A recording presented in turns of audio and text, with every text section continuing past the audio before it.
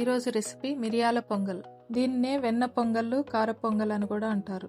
ఈ పొంగల్ హెల్తీ మరియు టేస్ట్ కూడా చాలా బాగుంటుంది.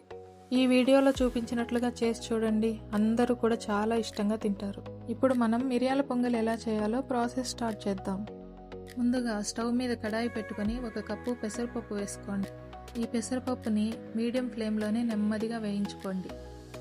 ఇలా వేయించుకోవడం వల్ల కలర్ పర్ఫెక్ట్గా వస్తుంది.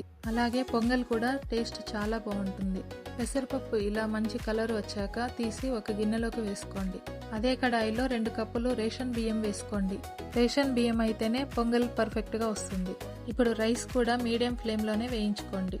బియ్యం సైజ్ తగ్గి తెల్లగా అయ్యేంత వరకు 2 లేదా 3 నిమిషాలు వేయించుకోండి. ఇప్పుడు ఈ బియ్యం కూడా పెసరపప్పు వేసుకున్న గిన్నెలో వేసుకొని 2 లేదా 3 సార్లు కడిగి పక్కన పెట్టుకోండి. ఇప్పుడు కుక్కర్ తీసుకొని 12 కప్పుల నీళ్లు పోసుకోండి. అంటే 1 కప్పుకి 4 కప్పుల నీళ్లు. నేను పెసరపప్పు బియ్యము కలిపి 3 కప్పులు తీసుకున్నాను కాబట్టి 12 కప్పుల నీళ్లు పోసుకున్నాను. ఇప్పుడు సరిపడినంత ఉప్పు వేసుకొని స్టవ్ మీద పెట్టుకోండి. ఈ నీళ్లు మరిగే లోపల మరో స్టవ్ పైన కడాయి పెట్టుకొని 4 టేబుల్ స్పూన్ల నూనె లేదా నెయ్యి వేసుకోండి. 2 కలిపి కూడా వేసుకోవచ్చు.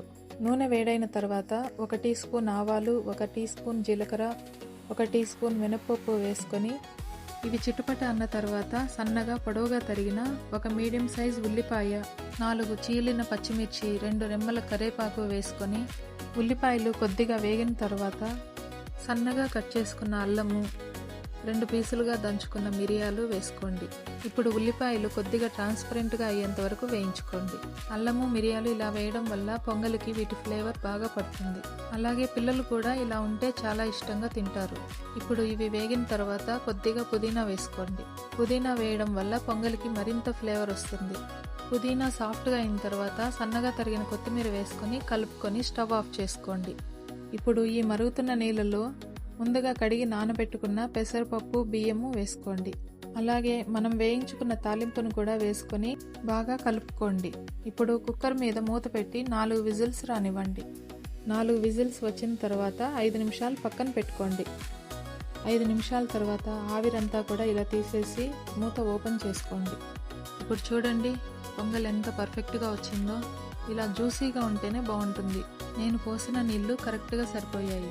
మీకు కొద్దిగా గట్టిగా వచ్చినట్లుగా అనిపిస్తే కొన్ని వేడి నీళ్లు పోసుకొని కలుపుకోండి. ఇప్పుడు మిరియాల పొంగల్ రెడీ. చూసారుగా ఎంత ఈజీగా చేసుకోవచ్చో. ఈ మిరియాల పొంగలి వేడివేడిగా చట్నీతో కానీ సాంబార్తో కానీ తింటే చాలా బాగుంటుంది. ఈ పొంగల్తో పాటు వడలు లేదా బోండాలు పెట్టుకొని తింటుంటే ఇంకా చాలా చాలా బాగుంటుంది. ఈ రెసిపీ మీకు నచ్చినట్లయితే ఈ వీడియోని లైక్ చేయండి. ఇలాంటి మరిన్ని వీడియోస్ కోసం మా ఛానల్ని సబ్స్క్రైబ్ చేసుకోండి. Thanks for watching this video.